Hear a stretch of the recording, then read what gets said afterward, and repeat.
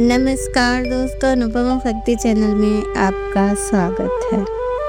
अहोई अष्टमी के बाद दिवाली के आसपास सभी पर्व त्योहार आ जाते हैं। जैसे अहोई अष्टमी के बाद रमा एकादशी 17 अक्टूबर को, उसके बाद 18 को धनतेरस, 18 को ही यमदीप भी निकलेगा, फिर 19 को नरका चतुर्दशी या छोटी दीपावली, उसके बाद दीपावली। तो ऐसे ही पर्व है, लेकिन हम आज बात करेंगे रमा एकादशी के बारे में। रमा एकादशी यह कार्तिक मास के कृष्ण पक्ष की एकादशी होती है। कहते हैं ना, कार्तिक मास का हर पर्व बहुत करना चाहिए लोगों को, और विशेषकर एकादशी विष्णु भगवान को समर्पित है। और जो हमारा कार्तिक का महीना है ना, वो विष्णु भगवान का माना जाता है, सबसे प्रिय महीना। तो इस पूरे महीने ना दीपदान करना, स्नान करना और पूजा पाठ करना सब लाभदायक होता है। और अगर हम विष्णु भगवान के लिए कोई पूजा पाठ कर रहे हैं तो भाई एकादशी तो उनका सबसे प्रिय है। तो हम इसमें का ऐसे तो जो हर महीने 2 एकादशी आते हैं, लेकिन कार्तिक महीने का दोनों एकादशी जरूर करनी चाहिए। तो ये रमा एकादशी कृष्ण पक्ष के एकादशी होती है, जो दीपावली से पहले आती है और महालक्ष्मी की कृपा पाने के लिए मनाई जाती है। इसकी कथा राजा मुकुट चंद के दामाद शोभनम उनकी बेटी चंद्रभागा से जुड़ी है। यह कार्तिक माह के कृष्ण पक्ष की 11वीं तिथि को आती है। यह व्रत भगवान विष्णु और देवी लक्ष्मी को समर्पित है। इसे रखने से ना सभी पापों से मुक्ति मिलती है और सौभाग्य की प्राप्ति होती है। यह चतुर्मास के अंतिम एकादशी होती है, जिसके बाद दीपावली का त्योहार आता है और लक्ष्मी जी की आराधना शुरू हो जाती है। कहते हैं ना, रमा एकादशी का व्रत बहुत फलदायी माना जाता है। इस दिन भगवान विष्णु की पूजा का विधान है। वैसे तो हर एकादशी में विष्णु भगवान की पूजा होती है। एकादशी तो प्रत्येक माह शुक्ल पक्ष और कृष्ण पक्ष को 11वें दिन मनाई जाती है। ये हर पंचांग में हर महीने में आता ही आता है। इस बार ये उपवास 28 अक्टूबर को रखा जाएगा। इस व्रत को करने से सौभाग्य की प्राप्ति होती है। साथ ही घर में कभी धन धान की कमी नहीं होती। हर एकादशी न किसी कारण से किया जाता है। हर एकादशी का अलग अलग फल मिलता है और रमा एकादशी करने से ना धन धान भरपूर आता है। इसलिए रमा एकादशी तो जरूर करना चाहिए। इस व्रत का पूर्ण फल प्राप्त करने के लिए इसकी व्रत कथा भी जरूर सुननी चाहिए। इस पाठ का जरूर करना चाहिए, जो कि इस प्रकार मैं आज रमा एकादशी के व्रत कथा के बारे में बता रही। रमा एकादशी को लेकर कई सारी कथाएं प्रचलित है। एक समय की बात है कि एक मुकुंद नाम का राजा था। उनकी पुत्री का नाम चंद्रभागा था, जिसका विवाह चंद्रसेन के बेटे शोभन से हुआ। एक दिन शोभन ससुराल आया। रमा एकादशी से एक दिन पहले राजा मुचुकुंद ने पूरे नगर में यह घोषणा करा दी कि कोई भी व्यक्ति रमा एकादशी के दिन भोजन ग्रहण नहीं करेगा, जिसे सुनकर उनका दामाद परेशान हो गया। तब उसने अपनी पत्नी से कहा कि वह बिना भोजन के जीवित नहीं रह सकता है। यह सुनने के बाद उसकी पत्नी ने कहा, आप कहीं और चले जाइए। यदि यहाँ रहे तो आपको भी इस व्रत का नियम का पालन करना ही होगा। तब शोभन ने कहा कि जो भाग्य में होगा वो देखा जाएगा। उसने रमा एकादशी का व्रत रखा, लेकिन उसे बहुत तेज से भूख लग गई, जिससे वह व्याकुल हो उठा। वही जब रात्रि जागरण का समय आया तो बहुत दुखी हुआ और सुबह तक उसके प्राण निकल गए। उसका अंतिम संस्कार हुआ और चंद्रभागा मायके में ही रहने लगी। रमा एकादशी व्रत के पुण्य प्रभाव से शोभन को मंदराचल पर्वत पर सुंदर देवपुर प्राप्त हुआ। मुचुकुंद नगर का एक ब्राह्मण एक दिन शोभन के नगर में गया। वहाँ जहाँ पर उसकी मुलाकात उनकी पत्नी से हुई, जिसने पूरा हाल बताया। उसने पूछा कि आपको ऐसा नगर कैसे मिला। शोभन ने उसे रमा एकादशी के पुण्य प्रभाव के बारे में बताया। उसने कहा कि वह नगर अस्थिर है, आप चंद्रभागा से उसके बारे में बताना। वह ब्राह्मण अपने घर गया और अगले दिन चंद्रभागा को पूरी बात बताई। चंद्रभागा उस ब्राह्मण के साथ शोभन के नगर के लिए निकल पड़ी। रास्ते में मंदराचल पर्वत के पास वामदेव ऋषि के आश्रम में वे दोनों गए। वहां वामदेव ने चंद्रभागा का अभिषेक किया। मंत्र और एकादशी व्रत के प्रभाव से चंद्रभागा का शरीर दिव्य हो गया और उसको दिव्य गति मिली। उसके बाद वह अपने पति शोभन के पास गई। उसने चंद्रभागा को अपनी बाईं ओर बिठाया। उसे अपने पति को एकादशी व्रत का पुण्य प्रदान किया, जिससे उसका नगर स्थिर हो गया।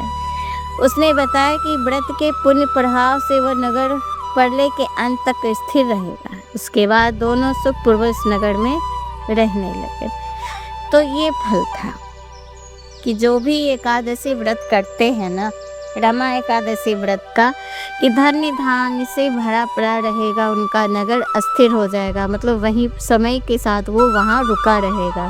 प्रलय आएगी, हर जगह समय अपना प्रभाव दिखाएगा, वेदर चेंज होंगे, मौसम बदलेगा, गर्मी ज़्यादा बरसात होंगे, पर वो वहाँ कुछ नहीं होगा। वो सुखपूर्वक सारी चीज़ों से बेखबर सुखी से रहेंगे।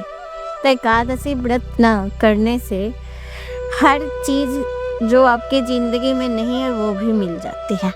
और रमा एकादशी का मतलब होता है कि धन्य दान से भरा पूरा पूरे सुखपूर्वक आप रहेंगे। रमा एकादशी के दिन ना सुबह जल्दी उठकर स्नान आदि से निर्वृत्त होकर घर के मंदिर में दीप प्रज्वलित करें।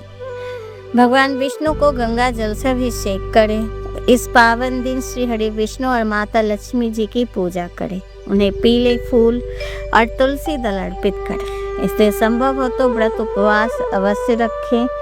पूजन में पश्चात भगवान की आरती करें। भगवान को पीली मिठाई तथा ऋतु फल का भोग लगाए। ऐसे तो विष्णु भगवान को पीला हर चीज़ पसंद है, और जब हम एकादशी रखते हैं ना तो पीला वस्त्र ही पहनते हैं, पीले भोग लगाते हैं, पीला ही खाना खाना चाहिए। केले का तो भोग जरूर ही लगाना चाहिए। भगवान विष्णु के भोग में तुलसी को जरूर शामिल करें। जब आप तुलसी अर्पित जब एकादशी रहते हैं ना तो भगवान को तुलसी जरूर अर्पित कीजिएगा। विष्णु भगवान को विष्णु भगवान की ना प्रियतमा है तुलसी, अत्यंत प्रिय है। और एकादशी के दिन इन दोनों का मिलन होता है। तो तुलसी को अर्पित भगवान विष्णु को जरूर करें। उन पे जैसे फूल उल चढ़ाते ना वैसे ही तुलसी का पत्ता उनको चढ़ाइए। एकादशी में तो जरूर करिए। एकादशी के व्रत में भगवान को सिर्फ स्वास्थ्य चीज़ों का भोग लगाए। उस दिन अधिक से अधिक ध्यान भगवान में लगाए। किसी का बुराई ना करे, झूठी सच्ची बातें ना करें, चापलूसी ना करें, तभी आपको इसका फल मिलेगा। कहते हैं ना कि अगर हम किसी की बातें करते हैं, अब जैसे कोई कुछ काम किया हो गलत सलत और वो हम किसी के साथ उसकी बातें करते हैं ना तो उसका फल कट जाता है और आपको मिल जाएगा। तो कभी किसी की बुराई ना करें, ना किसी की बातें इधर उधर फैलाएं।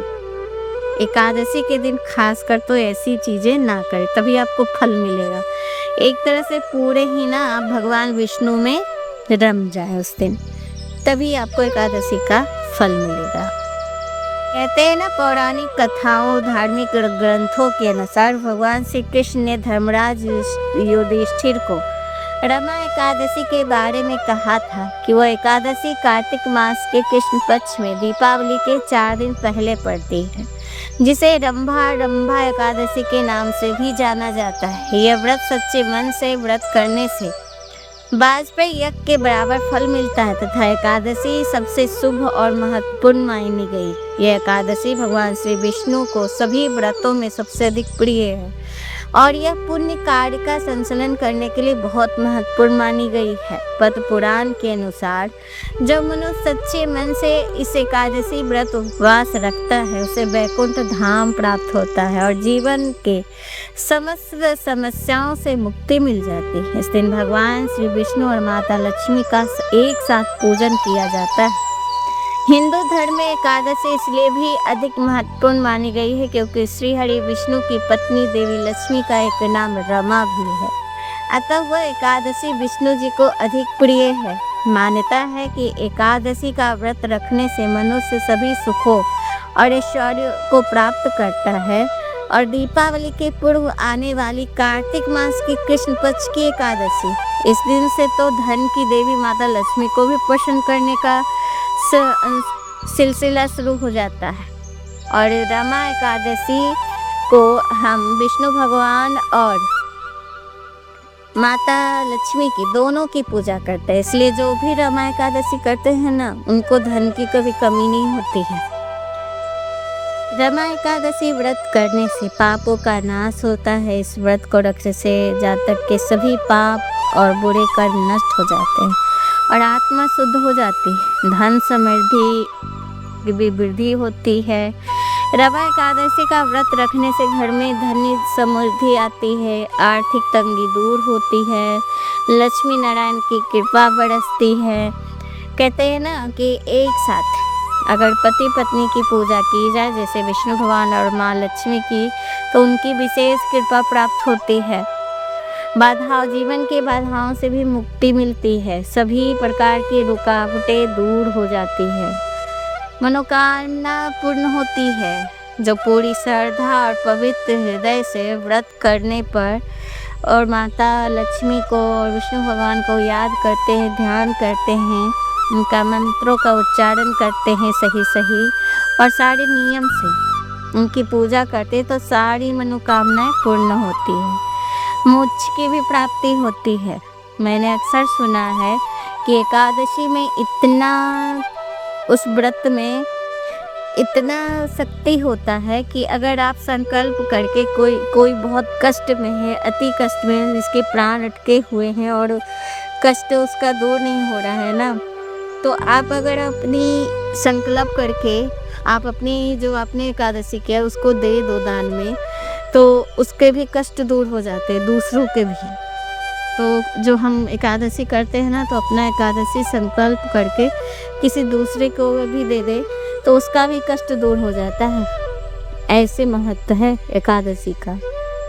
तो एकादशी व्रत मोक्ष की प्राप्ति के लिए भी है।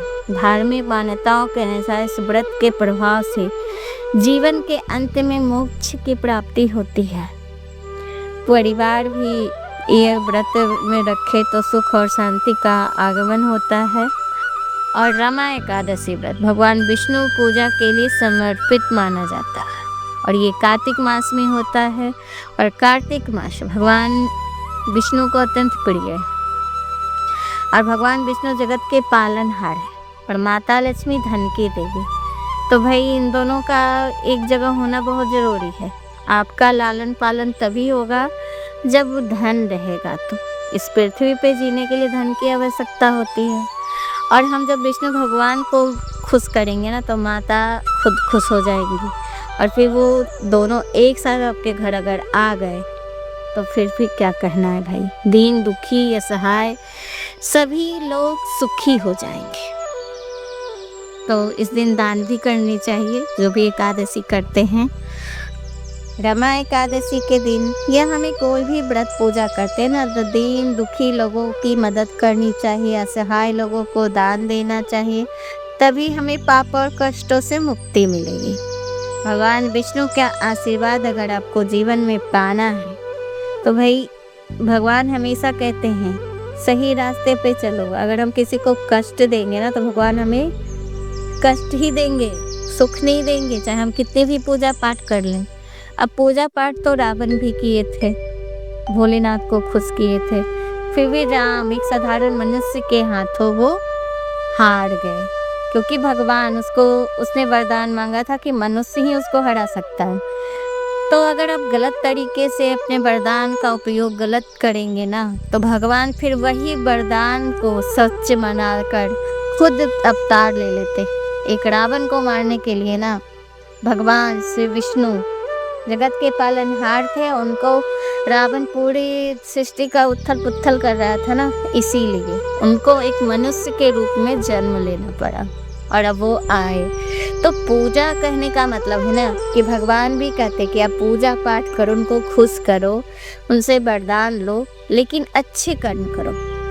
अच्छे कर्म करेंगे, अगर हम आज किसी की मदद कर रहे हैं ना, तो कल को उसकी भी मदद, भले ही हम वो जिस व्यक्ति की आपने मदद की वो नहीं कर पाएगा, लेकिन आपने जिसकी मदद की है ना, तो वो भले ही ना करे, लेकिन कहीं ना कहीं कोई आदमी आपकी मदद जरूर करेगा। मेरी इस बात का गौर जरूर करिएगा। कर भला तो हो भला, और आपके साथ अच्छा ही होगा, ये आप मान के रहिएगा। तो आज हमने रमा एकादशी के बारे में बताया। कार्तिक माह के हर दिन हर व्रत एक खास होता है, और विष्णु भगवान जगत के पालनहार हैं, तो विष्णु भगवान को मनाना बहुत ज़रूरी है अगर इस जगत में रहना है तो। और सुखी रहना है तो भगवान को आप मनाइए, खुश करिए। तो आज की वीडियो कैसी लगी? अगर आपको सुनने में अच्छी लगी तो प्लीज़ हमें सब्सक्राइब कीजिए, लाइक कीजिए, और मेरी वीडियो सुनने के लिए आपका बहुत बहुत धन्यवाद। नमस्कार।